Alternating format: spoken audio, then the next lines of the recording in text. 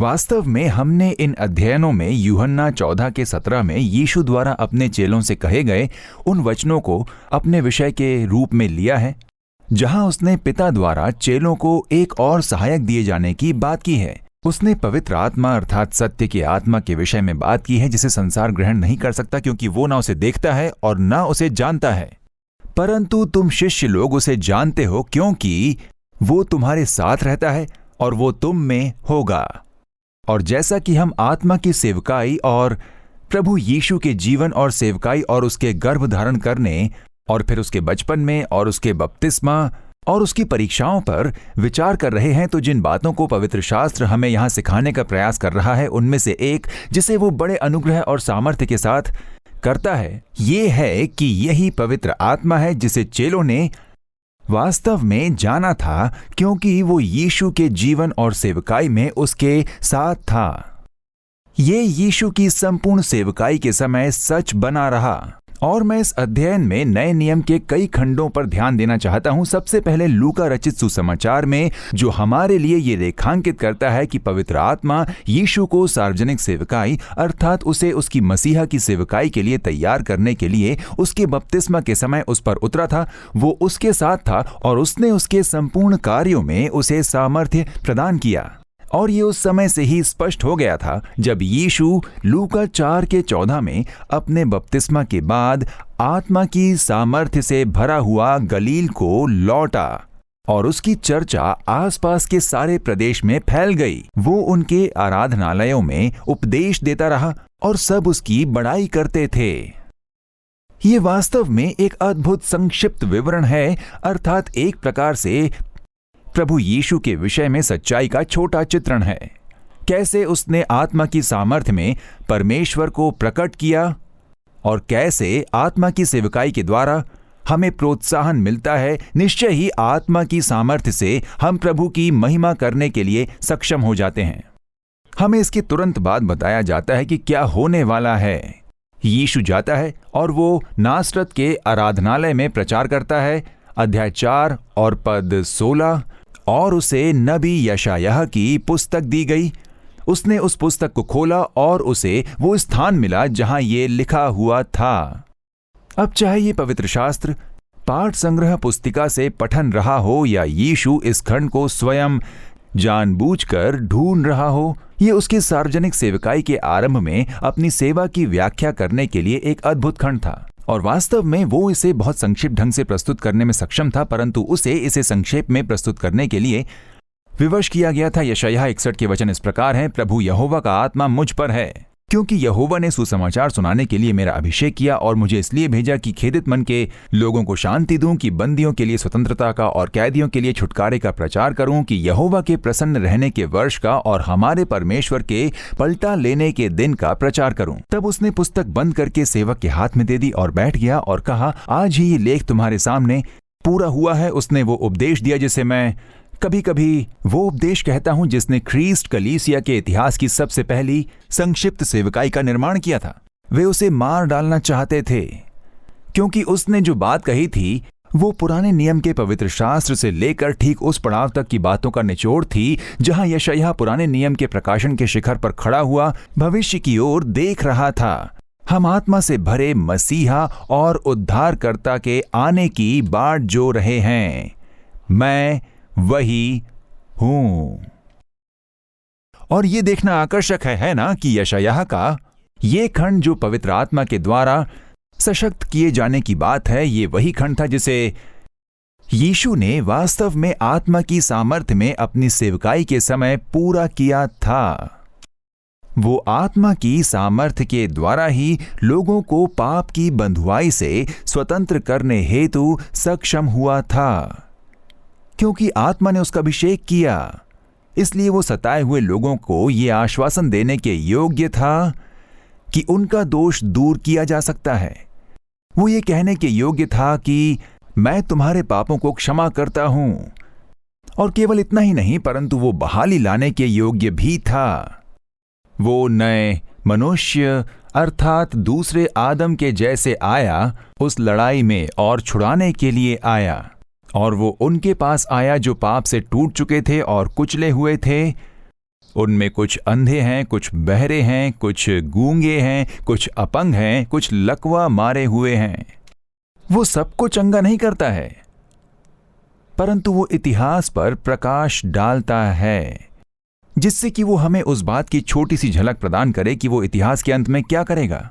जब वो अपने उद्धार और छुटकारे के कार्य को पूरा करेगा, उन पुरुषों और स्त्रियों में बहाली और पुनरुत्थान की सामर्थ्य को लाएगा जो उसे जानते हैं और उस पर भरोसा रखते हैं कि वे वो बन सकें जिसके लिए परमेश्वर ने उन्हें सृजा है। और वो अपनी सेवकाई के समय पहले से ही इसकी झलक दे रहा है।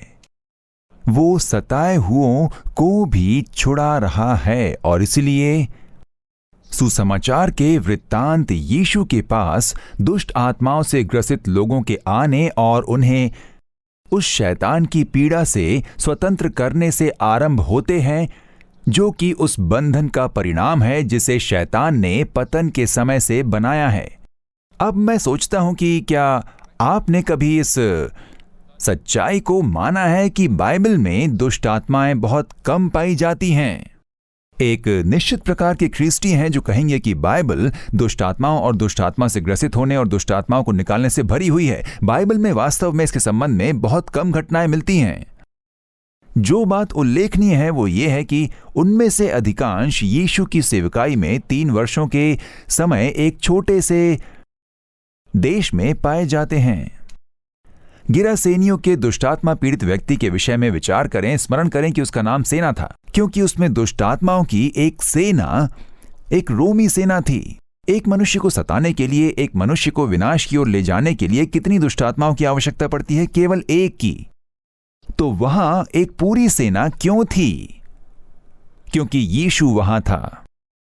यदि आप सुसमाचार के वृत्तांत को संपूर्ण बाइबल के संदर्भ में रखें तो एक बात जो आपको तुरंत दिखाई देगी वो ये है कि यीशु की सार्वजनिक सेवकाई की अवधि के समय पवित्र देश यहूदिया में शैतानी संसार की विशेष शक्तिशाली गतिविधि थी।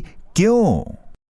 क्योंकि ये उनके लिए परमेश्वर के उद्धार के उद्देश्यों को नष्ट करने का अंतिम अवसर था। और यीशु आ गया है और उसने उसके स्वामी को हरा दिया है। और क्योंकि उसने उसके स्वामी को हरा दिया है, वे जानते हैं कि उनका अंत निकट आ गया है। और इसलिए आपको स्मरण है कि वे यीशु के सामने चिल्लाते हैं, क्या तू समय से पहले हमें नष्ट करने आया है? उनके पास पूर्वाभास की समझ है। और यीशु ने ये सब पवित्र आत्मा की सामर्थ्य से किया है। वो वास्तव में लूका 11:20 में स्पष्ट करता है ना, जब वो उन आश्चर्य कर्मों के विषय में बताता है जो उसने किए हैं। वो हमें बताता है कि उसने ये कार्य पवित्र आत्मा की सामर्थ्य से किए हैं। यदि ये परमेश्वर के हाथ का कार्य है, जो कि पवित्र आत्मा के विषय में बताने की एक और रीति है, तो हम जानते हैं कि ऐसा वास्तव में समानांतर कथनों में उल्लेख किया गया है। यदि मैं परमेश्वर की सामर्थ्य से दुष्ट आत्माओं को बाहर निकालता हूं तो परमेश्वर का राज्य तुम्हारे पास आ गया है। अब यहां वो राजा है जिसे पवित्र आत्मा द्वारा सशक्त किया गया है और वो अपने राज्य में प्रवेश कर रहा है और अपने सभी शत्रुओं को पराजित कर रहा है। मुझे लगता है कि ये बात हमारी इस समझ के लिए अत्यधिक सहायक है कि यीशु ने अपनी सेवकाई में जो किया वो अंतिम आदम के दूसरे मनुष्य के रूप में किया, न कि अपने ईश्वरीय व्यक्तित्व से उसके मनुष्य स्वभाव में सामर्थ्य को हस्तांतरित करके। इससे वो सच्चा मनुष्य नहीं परंतु परमेश्वर और मनुष्य का एक प्रकार का मिश्रण बन जाता है। परंतु उसने ऐसा पवित्र आत्मा पर उसकी संपूर्ण निर्भरता के द्वारा किया जिसे उसके पिता ने उसे दिया था, जिससे कि वो हमारे उद्धारकर्ता होने के लिए सशक्त हो सके। आप जानते हैं, पवित्र आत्मा से प्रेम करने के लिए पवित्र शास्त्र में कारणों को खोजने की आवश्यकता पड़ती है। हम मसीहियों के रूप में पिता से प्रेम करते हैं, हम मसीहियों के रूप में पुत्र से प्रेम करते हैं। परंतु देखिए, बाइबल हमें सिखा रही है कि पवित्र आत्मा से प्रेम करने का एक अद्भुत कारण है, क्योंकि पवित्र आत्मा ने यीशु को हमें स्वतंत्र करने की सामर्थ्य दी है। लूका रचित सुसमाचार में एक और छोटा खंड है जिसके विषय में मुझे लगता है कि इस संबंध में उल्लेखनीय है। ये लूका 10:21 में है। यीशु ने अपने चेलों को भेजा, जो प्रेरितों से भी बड़ा समूह था। उसने अपने चेलों को भेजा है और परमेश्वर ने उनकी सेवकाई के द्वारा जो कार्य किए वे उससे पूरी रीति से रोमांचित होकर वापस आए थे। यीशु ने उन्हें परमेश्वर के राज्य का संदेश प्रचार करने की सामर्थ्य दी और वे पूरी रीति से रोमांचित थे। हमें बताया गया है कि उन्होंने कहा, हे प्रभु, तेरे नाम से दुष्टात्मा भी हमारे वश में हैं। यीशु ने उत्तर दिया, मैं शैतान को बिजली के समान स्वर्ग से गिरा हुआ देख रहा था। देखो, मैंने तुम्हें सांपों और बिच्छुओं को रौंदने का और शत्रु की सारी सामर्थ्य पर अधिकार दिया है और किसी वस्तु से तुम्हें कुछ हानि न होगी। तो भी इससे आनंदित मत हो कि आत्मा तुम्हारे वश में है, परंतु इससे आनंदित हो कि तुम्हारे नाम स्वर्ग पर लिखे हैं। सामर्थ्य के वरदान वास्तव में बचाने वाले अनुग्रह के अनिवार्य चिन्ह नहीं हैं। उसने कहा, परंतु इससे आनंदित हो कि तुम्हारे नाम स्वर्ग पर लिखे हैं। और फिर उस संदर्भ में लूका 10:21 में ये सुंदर वचन मिलते हैं, उसी घड़ी वो पवित्र आत्मा में होकर आनंद से भर गया और कहा, हे पिता, स्वर्ग और पृथ्वी के प्रभु, मैं तेरा धन्यवाद करता हूं कि तूने इन बातों को ज्ञानियों और समझदारों से छिपा रखा और बालकों पर प्रकट किया। हाँ हे पिता, क्योंकि तुझे यही अच्छा लगा। मेरे पिता ने मुझे सब कुछ सौंप दिया है और कोई नहीं जानता कि पुत्र कौन है, केवल पिता, और पिता कौन है ये भी कोई नहीं जानता, केवल पुत्र के और वो जिस पर पुत्र उसे प्रकट करना चाहे। और अचानक से लूका रचित सुसमाचार को सुनते ही यीशु हमें व्यवस्थित होने के लिए पूरी रीति से एक अलग ही क्रम में लाता है ना? जब उसने पवित्र आत्मा की सामर्थ्य को अपने चेलों के द्वारा कार्य करते हुए देखा तो वो आनंदित हुआ। वो केवल अपनी आत्मा में ही आनंदित नहीं हुआ, किंतु पवित्र आत्मा में आनंदित हुआ। ये एक छोटा सा संकेत, एक प्रकार का विशेष क्षण संबंध में उस बात की एक विशेष छोटी तस्वीर है जो कुल मिलाकर सुसमाचारों की सतह के नीचे छिपा हुआ है, परंतु यहां प्रकट हो जाता है। यीशु पवित्र आत्मा में आनंदित हुआ। क्या आपको यह जानकर अच्छा नहीं लगेगा कि उसके मन में क्या चल रहा था, वो क्या कह रहा था? मुझे आशा है कि जब हम एक साथ बैठकर पवित्र आत्मा के विषय में अध्ययन कर रहे हैं तो ऐसे क्षण आएंगे जिनमें आप कहेंगे, धन्यवाद प्रभु पवित्र आत्मा के लिए, धन्यवाद पवित्र आत्मा, तू मेरी कल्पना से कहीं अधिक अद्भुत है। और विचार करें कि यीशु पवित्र आत्मा में आनंदित हुआ। हम सभी के जीवन में आनंद के विशेष क्षण आते हैं और जो बात उन्हें विशेष बनाती है वो ये है कि हम इसे केवल अपने दम पर नहीं कर रहे हैं। कोई ऐसा है जिसे हम घनिष्ठ रूप से जानते हैं और वो हमारे साथ रहा है। कोई है जिसे हमें अपनी बातें समझाने की आवश्यकता नहीं है। क्या आप जानते हैं ये कैसा लगता है? क्या आप जानते हैं कि मैं मूल रूप से अमेरिकी नहीं हूं? कभी कभी जब मैं स्कॉटलैंड वापस जाता हूं और अपने पुराने मित्रों से मिलता हूं तो मैं उनसे कहता हूं, किसी ऐसे व्यक्ति के साथ होना बहुत अच्छा होता जिसे आपको अपनी बातें समझानी नहीं पड़ती, क्योंकि हम एक दूसरे को बचपन से जानते हैं। अब किसी ऐसे व्यक्ति के साथ आनंद के क्षण साझा करने के विषय में सोचें जिसके सामने आपको अपनी बातें समझाने की आवश्यकता नहीं पड़ती, आपको अपने पहले के इतिहास की व्याख्या करने की आवश्यकता नहीं पड़ती, आपको ये कहने की आवश्यकता नहीं पड़ती कि मैं जिस कारण से बहुत खुश हूं वो ये है, परंतु तुम्हें ये नहीं पता था इसलिए मुझे तुम्हें ये बताना होगा। यहां प्रभु यीशु है जिसके साथ पवित्र आत्मा है, जो उसके जीवन में उसके गर्भ धारण होने के समय से उपस्थित हैं। उसे पवित्र आत्मा को कुछ भी समझाने की आवश्यकता नहीं है। वो पवित्र आत्मा में आनंदित होता है। वो पवित्र आत्मा के कार्यों की सराहना कर रहा है। और फिर आप ध्यान दें, वो इसके लिए फिर पिता को धन्यवाद देता है। इस प्रकार से यहां सुसमाचारों में उन अद्भुत क्षणों में यह दिखाई देता है। अन्य सुसमाचारों की तुलना में यूहन्ना रचित सुसमाचार में ऐसे क्षण सबसे अधिक पाए जाते हैं, परंतु यहां उन क्षणों में से एक है जहां हम यीशु को पवित्र आत्मा की सहभागिता में परमानंद का अनुभव करते हुए देखते हैं और वो अपने स्वर्गीय पिता की सहभागिता में अपने स्वर्गीय पिता को धन्यवाद दे रहा है कि पिता ने आत्मा के द्वारा पुरुषों और स्त्रियों के प्रभु यीशु पर विश्वास लाने के लिए इस रीति से कार्य किया जिसने यीशु को पवित्र आत्मा में आनंद दिया और उसने अपने स्वर्गीय पिता को धन्यवाद दिया। इस तरह ये सुसमाचार का सबसे छोटा क्षण है।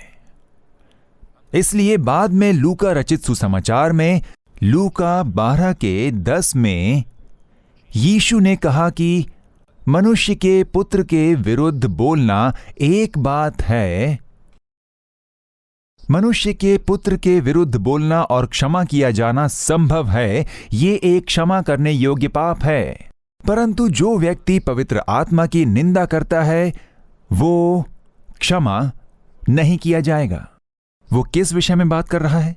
वो पवित्र आत्मा की सेवकाई के उस विरोध के विषय में बात कर रहा है जो ये मानने से इनकार करता है कि परमेश्वर के राज्य की सामर्थ्य प्रभु यीशु में प्रदान की गई है और प्रभु यीशु के सामने झुकने और प्रभु यीशु पर भरोसा करने से मना करता है। इस पाप को जिस कारण क्षमा नहीं किया जा सकता है वो वास्तव में इन पहले के शब्दों में पाया जाता है जिनमें यीशु आत्मा के कार्य के कारण आनंद का अनुभव करता है। आत्मा के कार्य के लिए यीशु पिता का धन्यवाद करता है। आत्मा जो कुछ कर रहा है उसमें पिता यीशु के साथ उपस्थित है। इसलिए जब कोई पवित्र आत्मा का विरोध करता है तो वो पिता परमेश्वर, पुत्र परमेश्वर और पवित्र आत्मा परमेश्वर का विरोध कर रहा है और प्रभु यीशु को आनंदित होने की अनुमति देने से मना कर रहा है। क्या ख्रीस्टीय होने और ख्रीस्टीय ना होने के बीच का अंतर इतना सरल नहीं है? हालांकि हम संघर्ष करते हैं, यद्यपि हम गिर जाते हैं, फिर भी हम मसीहियों के रूप में पाप करते हैं, परंतु हमारे पास परमेश्वर के अनुग्रह से एक लालसा है कि हमारे जीवन से प्रभु यीशु को आनंद मिलना चाहिए। परंतु प्रभु यीशु को आनंद देने से इनकार करना एक घोर पाप क्यों है? ऐसा इसलिए है क्योंकि स्वर्गीय पिता सबसे अधिक प्रभु यीशु को आनंदित देखना चाहता है, क्योंकि उस आनंद के लिए जो उसके आगे रखा था यीशु ने क्रूस को सह लिया और लज्जा को तुच्छ जाना। परमेश्वर ने उसे महान किया है और उसे एक ऐसा नाम दिया है जो सब नामों से श्रेष्ठ है कि यीशु के नाम पर हर घुटना झुके और हर जीभ अंगीकार करे कि वो परमेश्वर पिता की महिमा के लिए प्रभु है। पिता की इच्छा है कि यीशु को वर्णन से परे आनंद मिले और उस पवित्र आत्मा का विरोध करने का अर्थ जो हमें यीशु पर विश्वास करने और नम्र बनाने के द्वारा यीशु को आनंद देना चाहता है। आत्मा के विरोध में ऐसी निंदा करना दुखद रूप से ऐसा कार्य है जिसे कभी क्षमा नहीं किया जाएगा। और इन सब बातों में हमें यह नहीं भूलना चाहिए कि लूका ने हमें लूका अध्याय 2 में क्या सिखाया था जब उसने कहा कि यीशु परमेश्वर और मनुष्य के अनुग्रह में बढ़ता गया। अपने पूरे जीवन में जैसे जैसे उस पर अधिक दबाव डाला गया, उसके मार्ग में अधिक से अधिक परीक्षाएं आई, प्रभु यीशु के सामने बड़ी चुनौतियां आई, परंतु आत्मा की सामर्थ्य ने इन चुनौतियों पर विजय प्राप्त की और वो अपने स्वर्गीय पिता के अनुग्रह में अधिक से अधिक बढ़ता गया। आत्मा यही कर रहा था। आप इसके विषय में इस प्रकार से विचार करें। आत्मा कह रहा था, मैं यीशु को उसके मनुष्यत्व में सक्षम बनाऊंगा जिससे कि वो सब आज्ञाकारिता और विश्वास को पूरा कर सके, जिससे पिता समय समय पर कह पाएगा कि प्रभु यीशु तू मेरे अनुग्रह में बढ़ रहा है। हमारे लिए यह समझना बहुत कठिन नहीं होना चाहिए, विशेषकर तब जब हम माता पिता हों। हम अपने बेटों से प्रेम करते हैं जब वे 6 वर्ष के होते हैं, तब हम अपने बेटों से प्रेम करते हैं, परंतु जब वे कठिनाइयों को पार करते हैं, अर्थात जैसे जैसे वे अपनी छोटी छोटी उपलब्धियां प्राप्त करते हैं, तो क्या हमारे मन में उनके प्रति और स्नेह नहीं बढ़ता चला जाता? क्योंकि प्रेम करने के लिए और भी बहुत कुछ है। मैं कभी कभी विवाह समारोहों में कहता हूं, तुम दोनों वहां खड़े होकर यह सोच रहे हो कि कभी भी किसी पुरुष ने किसी स्त्री से इतना प्रेम नहीं किया होगा जितना मैं इस स्त्री से करता हूं, और कभी भी किसी स्त्री ने किसी पुरुष से उतना प्रेम नहीं किया होगा जितना मैं इस पुरुष से करती हूं। परंतु यदि आप 10 साल बाद वापस आकर मुझसे ये ना कहें कि मुझे नहीं पता था कि उस दिन मैं क्या सोच रहा था, तो आप अभी तक ये नहीं समझ पाए हैं कि विवाह क्या है। इसका अर्थ ये नहीं कि हम दूसरों से प्रेम नहीं करते हैं, परंतु फिर प्रेम करने लगते हैं। इसका अर्थ यह है कि हम एक दूसरे से पूरे मन से प्रेम करते हैं, परंतु हम जैसे जैसे उन्हें जानने लगते हैं, हमारे पास उनसे प्रेम करने के लिए और अधिक कारण होते चले जाते हैं। क्या यह रोचक नहीं है कि कैसे स्वयं यीशु ने कहा है कि क्योंकि पवित्र आत्मा ने उसे उसकी आज्ञाकारिता में बनाए रखा, इसलिए उसके प्रति पिता का प्रेम और अनुग्रह पिता के उससे मुंह फेर लेने के उस क्षण से बढ़कर किसी और क्षण में नहीं था। यूहन्ना रचित सुसमाचार में यीशु के शब्दों पर ध्यान दें। मेरा पिता मुझसे इसलिए प्रेम रखता है क्योंकि मैं भेड़ों के लिए अपना प्राण देता हूं। यही वो पड़ाव है जिस पर यूं कहिए कि यदि हम इसका मानवीय रूप से वर्णन कर पाएं तो स्वर्गीय पिता टूटे हुए मन के साथ ये गा सका, हे मेरे पुत्र यीशु, यदि मैंने कभी तुझसे प्रेम रखा है तो वो यही क्षण है। ये वही बात है जिसका प्रचार पवित्र आत्मा कर रहा है, अर्थात केवल ये नहीं कि यीशु हमारे उद्धार को पूरा करने में सक्षम हो, परंतु इसका यह भी कि पिता, पुत्र और पवित्र आत्मा के बीच का संबंध अनंत काल से है। यदि हम इसे देख पाएं तो प्रेम की परस्पर भक्ति में परमानंद की अधिकाई असहनीय होगी। ये वास्तव में प्रभु यीशु में प्रकट होना चाहिए, जिससे कि हम उसमें पवित्र आत्मा की सामर्थ्य के कारण पिता और पुत्र के बीच के संबंध के आश्चर्य को देख सकें, और हम पवित्र आत्मा के साथ प्रभु यीशु की घनिष्ठता और प्रभु यीशु के साथ पवित्र आत्मा की घनिष्ठता को देखने लगते हैं। और जब हमें स्मरण आता है कि ये वही पवित्र आत्मा है जिसे प्रभु यीशु ने हमें दिया है, तब ये बात हमें विस्मय और आश्चर्य से भर देती है। और इसीलिए उसकी कोमलता, उसका अनुग्रह, जिस रीति से वो इन अद्भुत विशेषताओं को प्रदर्शित करता है, पहला कुरिन्थियों 13 वास्तव में प्रभु यीशु का वर्णन है। क्या ऐसा नहीं है?